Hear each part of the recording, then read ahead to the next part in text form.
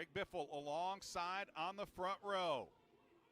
We get set to go racing for 150 laps here at Tri-City Raceway. And you know what time it is, folks. It is time to rock, roll, and rumble. We are racing here at Tri-City. Cleanly through one, now down the backside of the racetrack into turn two. Bowman with the advantage. Biffle dips the right side tires off, now into turn three. Bowman will come across the lead, lap number one. Eric Johnson Jr. giving him some racing room. Not a lot of racing room, but giving him some racing room down there. And Keller dipping those tires down off into the infield. Oh, we get him stacked up. And Eric Johnson Jr. going to go for a slide down into the grass. They came up on the slower car of David Smith. And Eric Johnson Jr. had to check up. Keller just couldn't react in time. And Johnson going to go for a slide down into the grass.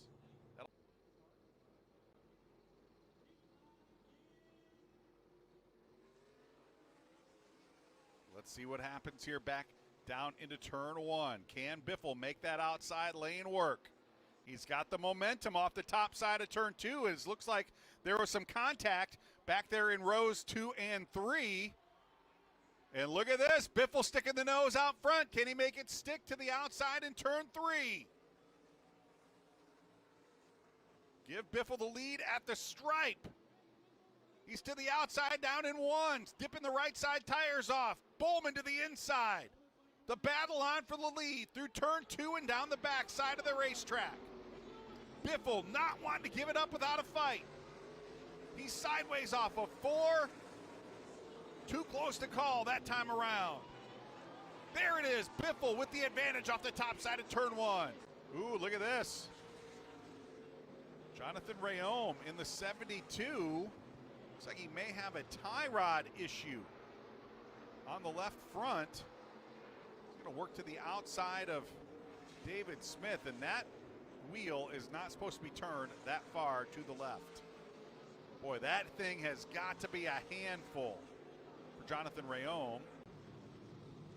And the caution flag out for the second time here tonight. And there is why. And it is no surprise. And I'll tell you what, Jonathan Rayome doing an awesome job battling that number 72 car. And that thing, I keep saying it's a bucking bronco, and it's got to be. It's got to be like riding a very angry bull. In any case, that will put us under the caution flag for the second time tonight. 52 laps in the books, working lap 53. Team looking at that left front suspension. Let's see if we can take a look at what happened to Jonathan.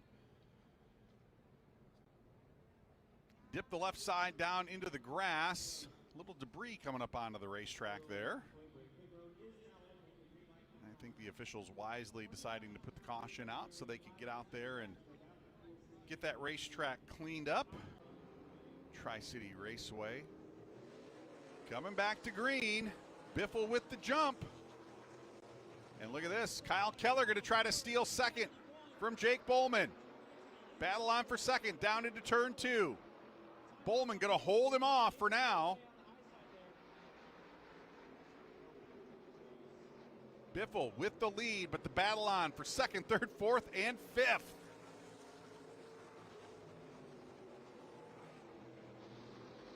Robbie Keneally trying to look to the inside of Trevor Huddleston. Huddleston way up the racetrack there.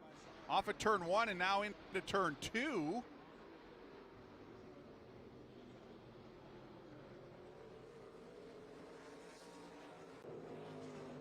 And the caution flag out for the third time. And that is for the midway break. So Greg Biffle leading them across the stripe to the third caution of the day. 76 laps in the books. Kyle Keller in second. Jake Bowman third. Robbie Keneally and Trevor Huddleston rounding out the top 5. And the question is, does anybody have anything for Greg Biffle here in the second half of the Napa Auto Care 150? Greg Biffle needs to be the first one to the restart line.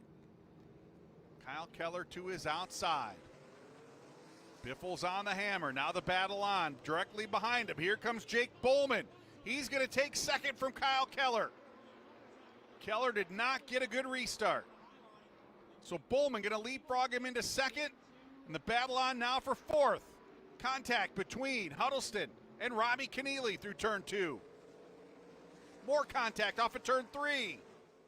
Knocking fenders. In the battle for fourth.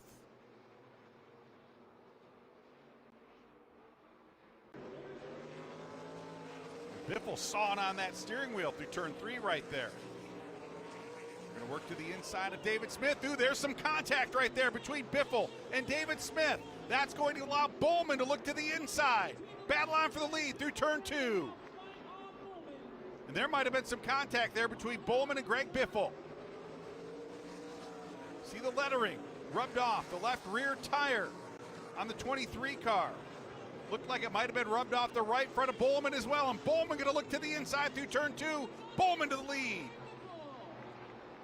Here comes Kyle Keller, making a three-way battle for the lead. Look at this action between Tanner Reif and David Smith. David doing a good job all night long, trying to stay out of the way of the lead lap cars, and just kind of zigged when Tanner thought he was going to zag right there. And those two cars coming together through turn 3, costing Tanner a little bit of ground on the racetrack.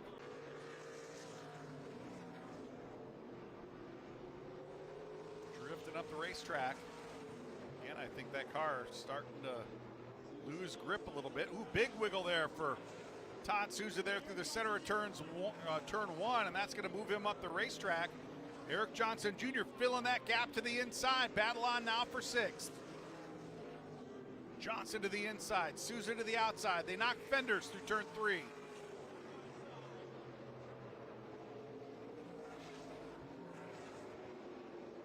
That might have banged fenders there through turn 1 as well.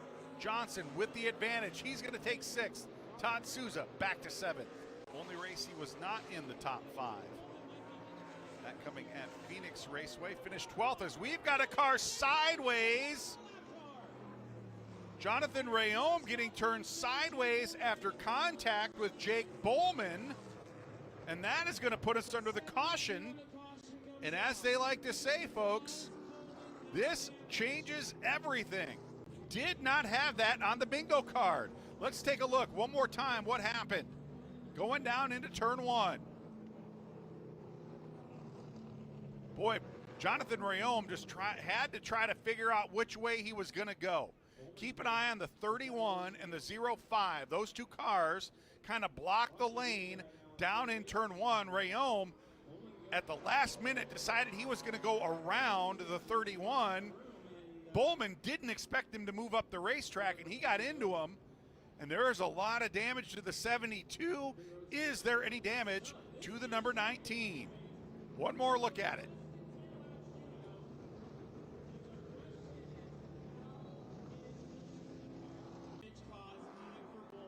Jake Bowman, the leader. Kyle Keller to his outside. Coming back to green. We'll have 5 laps to go.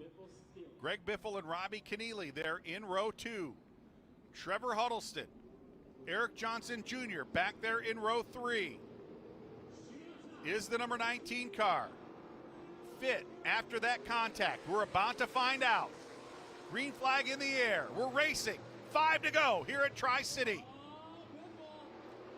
Here comes Kyle Keller to the outside.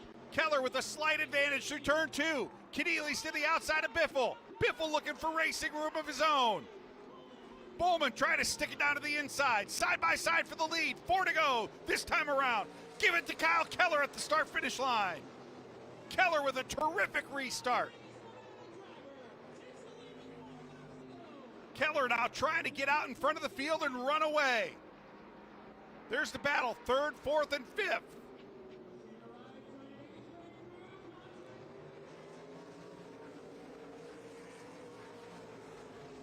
Keller stretching the advantage out, now half a second.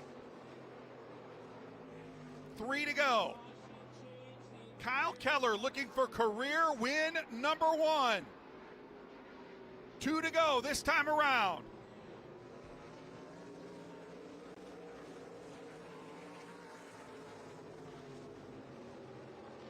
It looked like Jake Bowman was going to drive away to victory lane. Then he had contact with the lap car, put us under caution. Kyle Keller with the restart of his life, looking at the white flag this time around. Final lap for Kyle Keller. Team owner Jan Qualkenbush made a terrific investment in this young man, put him behind the wheel of the number 71 car last year, and now that investment is about to pay off. Kyle Keller through turn 3, looking at the checkered flag. Give it to Kyle Keller here at Tri-City Raceway.